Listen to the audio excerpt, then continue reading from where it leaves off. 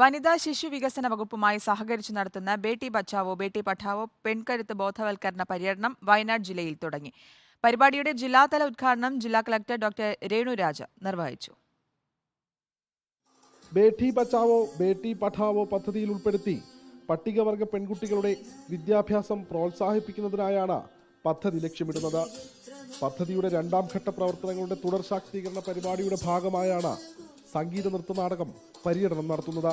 ഗോത്രമേഖലയിലുള്ള വിവിധ കാരണങ്ങളാൽ പഠനം ഉപേക്ഷിക്കേണ്ടി വന്ന പെൺകുട്ടികളാണ് ബോധവൽക്കരണ പര്യടനത്തിന് നേതൃത്വം നൽകുന്നത്. ബേട്ടി ബച്ചാവോ ബേട്ടി പഠാവോ സ്കീമിന്റെ ഭാഗമായിട്ട് വയനാട് ജില്ലയ്ക്ക് വിവിധ പരിപാടികൾ നടത്തുന്നതിന് വേണ്ടി 5 ലക്ഷം രൂപ ഫണ്ട് ലഭിച്ചിരുന്നു. അപ്പോൾ ആ ഫണ്ട് ഏറ്റവും ഫലപ്രദമായ രീതിയിൽ ഉപയോഗിക്കുന്നതിന് വേണ്ടിയിട്ടുള്ള പരിപാടികളാണ് നമ്മൾ നടത്തിപ്പോരുന്നത്.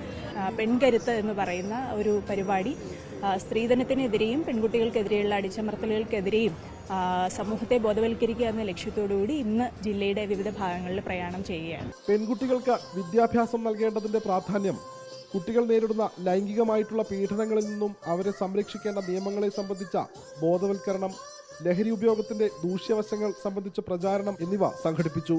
കൽപ്പറ്റ പുതിയ ബസ് സ്റ്റാൻഡ് പരിസരം, പൂക്കോട് MRS, കാവുമന്തം, പടിഞ്ഞാറത്തറ തുടങ്ങിയ കേന്ദ്രങ്ങളിൽ പര്യടനം നടത്തി. ബോധവൽക്കരണ പര്യടനം ഇന്ന് സമാപിക്കും. റിപ്പോർട്ടർ, വയനാട്.